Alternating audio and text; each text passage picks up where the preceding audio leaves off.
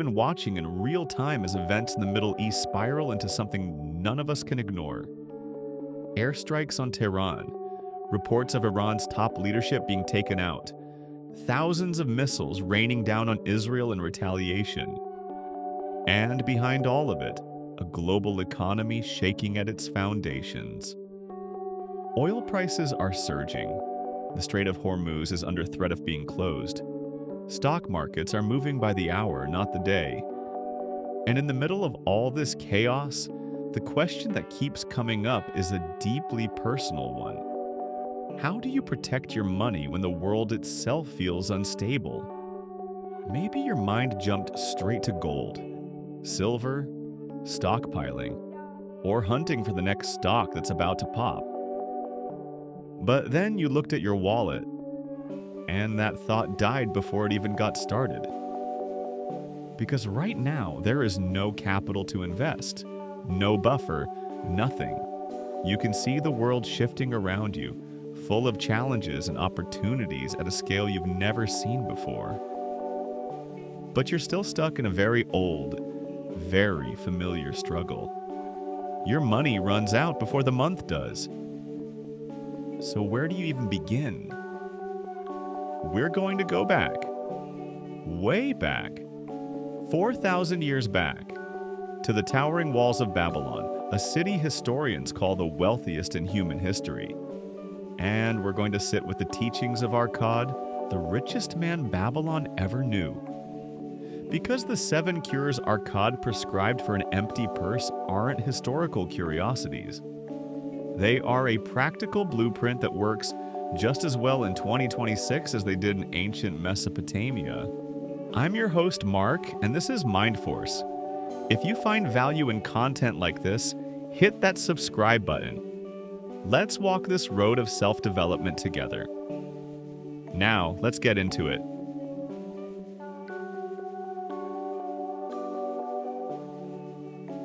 Before we get to the 7 cures, we need to understand the world they came from, because the context is the lesson. If you pull up a map today, Babylon sits in modern-day Iraq, nestled between 2 rivers, the Tigris and the Euphrates. Now here's what makes Babylon extraordinary. Unlike most great empires, it didn't rise to power on the back of natural resources. The land was dry and harsh. No gold mines, no timber, no precious stones. And yet, Babylon became the most prosperous city in the ancient world. All of that wealth was man-made.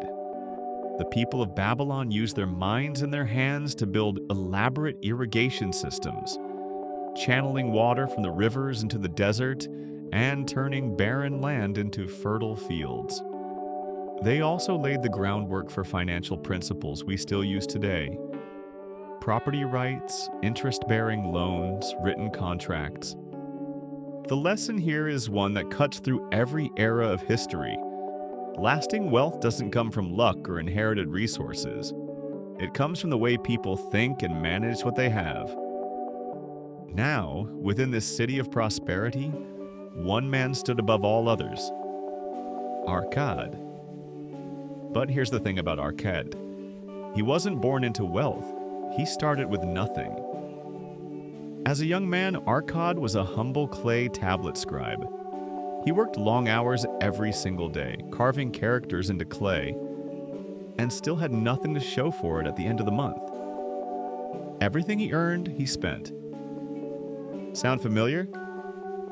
The turning point came when he crossed paths with Algamish, a wealthy moneylender. Rather than asking the man for a handout, Arkad made a different kind of request. He asked for something far more valuable. He asked to be taught the secret of building wealth. And Algamish's answer was deceptively simple. "I found the road to wealth," he said, "when I decided that a part of all I earned was mine to keep." He made Arkad see something most people never do. When you pay the tailor, the money belongs to the tailor.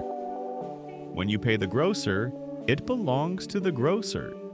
When you spend everything you earn, you are working for everyone else, not for yourself. Arkad took that lesson and ran with it. He developed iron discipline, began keeping a portion of every coin he earned, learned to invest, then yes, he failed along the way and learned from those failures too. Slowly, steadily, he built an enormous fortune. So much so that the king of Babylon eventually called on him to teach these principles to the entire city. So what were those principles? Let's go through them one by one.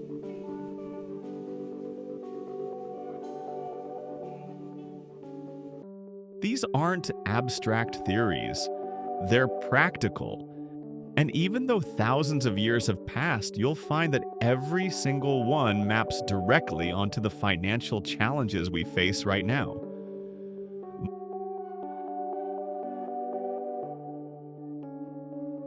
Most of us operate on a formula we've never questioned. Income minus expenses equals savings. In other words, we spend first and save whatever's left over. The problem? There's almost never anything left over. Arkad flips that formula completely. His formula, income minus savings equals expenses. Save first, spend what remains. Practically, this means the moment you receive any income, a paycheck, a freelance payment, anything, you immediately set aside at least 10% into a separate account. And then you treat that money as if it doesn't exist. It's not in play, it's not available. Think of it as a wealth tax you'd pay to yourself. Non-negotiable every single time. Now, 10% is just a starting point.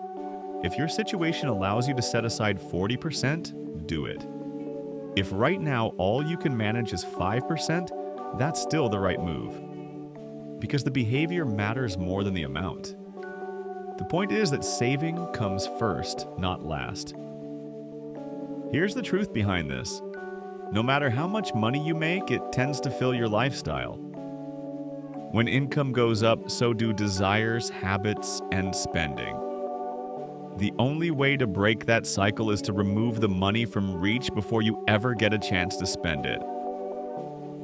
This is the first step to becoming the master of your money, rather than its servant.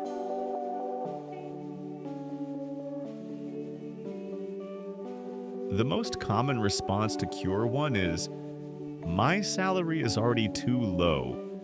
If I take out 10%, I won't have enough to get by. Arkad's answer, that's not a math problem. That's a spending awareness problem. He asks us to think of our finances like a ship. Most ships don't sink because of one massive iceberg. They sink because of 100 tiny leaks nobody noticed. Think about yours. The coffee you buy every morning out of habit, not necessity. The 3 streaming subscriptions you're paying for, 2 of which you haven't opened in months. The purchase you made because someone else had it, and it looked good. Not because you actually needed it. These small, quiet leaks add up to thousands over the course of a year. One tool that can help, the 48-hour rule. Before buying anything that isn't essential, wait 2 full days.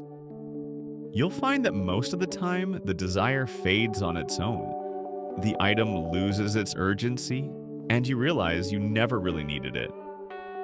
Controlling your spending isn't about living like a monk.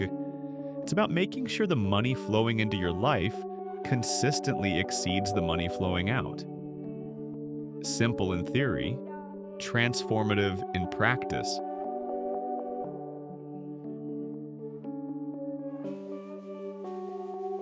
Once you've built up a meaningful reserve, don't just let it sit there. Arkad was direct about this. Money that sits idle is dead money. Leave it in a jar and inflation will slowly eat away at its value. Given the kind of economic volatility we're seeing right now, rising prices, currency pressures, keeping your savings purely in cash is quietly costing you. Instead, think of every coin you save as a worker. Your job is to send that worker out every day so it comes back with more workers. In modern terms, invest your savings so they generate returns. and then let those returns generate more returns. This is the power of compounding, and it's the engine behind every great fortune ever built. But, and this is critical, investing requires care, which brings us directly to the next cure.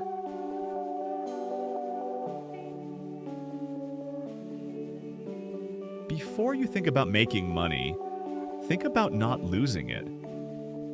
This was Arkad's golden rule, and it's remarkable how closely it echoes what Warren Buffett has said across the centuries. Rule number 1, don't lose money. Rule number 2, don't forget rule number 1. Arkad saw it in his own time. People with just enough knowledge to feel confident, but not enough wisdom to be cautious, would hand their savings over to charismatic strangers, promising miraculous returns, and lose everything. We see exactly the same thing in 2026. Complex crypto investment schemes, platforms promising extraordinary returns with almost no risk. Self-proclaimed financial gurus on social media telling you which stock to buy this week. Here's the principle. Genuine returns always come with genuine risk. If someone is showing you an opportunity with spectacular upside and almost no downside, that's not an opportunity. That's a trap. Arkad himself learned this the hard way. He once gave his savings to a bricklayer to buy precious stones in a foreign market. The bricklayer knew nothing about gemstones, made terrible decisions, and Arkad lost everything he'd saved. The lesson: only invest in areas where you have real knowledge or where you're working with someone who genuinely does. Want to invest in gold? Consult someone who actually understands the gold market. Interested in equities? Find someone with real experience and a verifiable track record, not follower counts. The safety of your capital is not negotiable. Everything else comes second.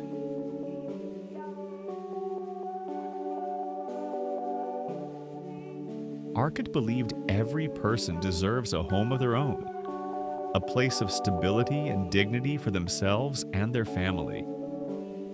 In 2026, this principle feels more relevant than ever. Rent prices in major cities continue to climb with inflation and market pressure, and many young people are stuck watching a growing portion of their income disappear into someone else's pocket every month. Renting offers flexibility, but Arkad offers a different perspective worth sitting with. Every rent payment you make is gone the moment you make it. You have nothing to show for it.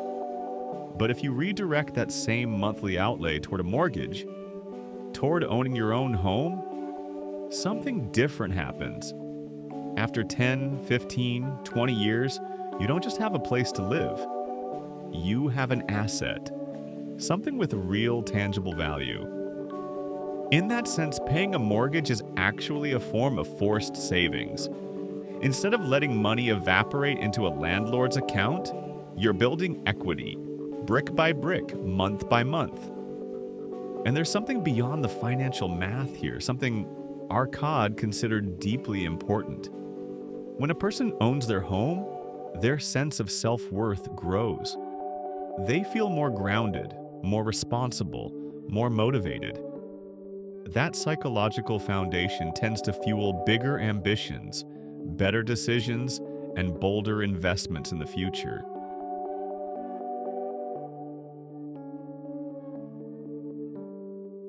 Arkad offered a reminder that is as sobering as it is practical. None of us can work forever. With time, our energy fades, our health shifts. The ability to generate income through direct labor will, at some point, diminish. That's not a pessimistic view, it's just reality. And the time to prepare for that reality is while you're still young, still energetic, still in your earning years. In today's economic climate, relying solely on government pensions or employer retirement plans is, for many people, not a reliable strategy. Systems are strained, markets are volatile. The only truly secure financial future is one you build yourself. Arkad's prescription: arrange your financial life so that money flows to you even when you're not actively working. One of the most effective modern tools for this is the DCA strategy, dollar cost averaging. The idea is straightforward. Commit a fixed amount of money every month without exception to buying into stable, diversified assets, index funds, ETFs, reputable investment funds. What makes DCA powerful is how it removes emotion from the equation. When markets drop, your fixed investment buys you more units at a lower price. When markets rise, the value of everything you've already bought goes up. You stop trying to time the market and start building through it. A small, consistent investment over 10 or 20 years doesn't stay small. Through compounding, it becomes something substantial, something that eventually produces income on its own. A kind of self-built pension that belongs entirely to you. And beyond the numbers, there's a psychological gift that comes with this approach. When you know a quiet stream of wealth is accumulating in the background, working while you sleep, growing while you're busy with life, you face the day-to-day turbulence of the world with a steadiness that money in a jar can never give you.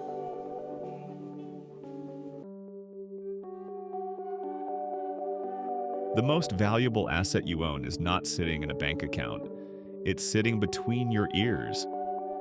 In ancient Babylon, the scribe who carved characters faster, more cleanly, and with greater skill earned more gold than the one who didn't. The same law governs the modern world. It has never stopped being true. In 2026, with technology reshaping entire industries at a pace that would have seemed impossible a decade ago, standing still isn't neutral. It's regression.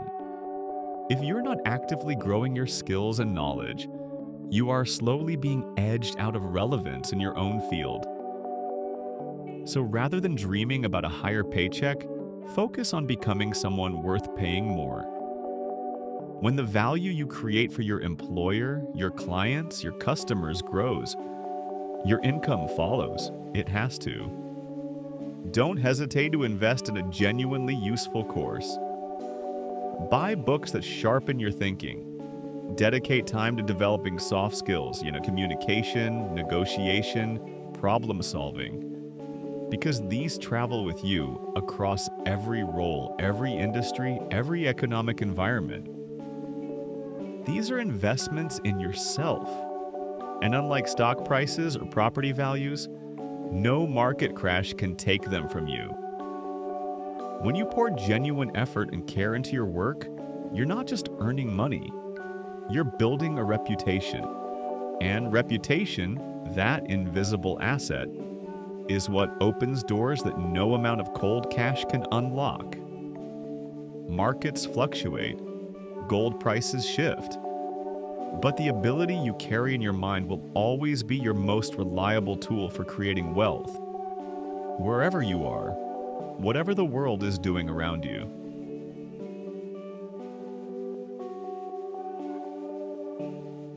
After walking through all 7 cures, the deeper pattern becomes clear.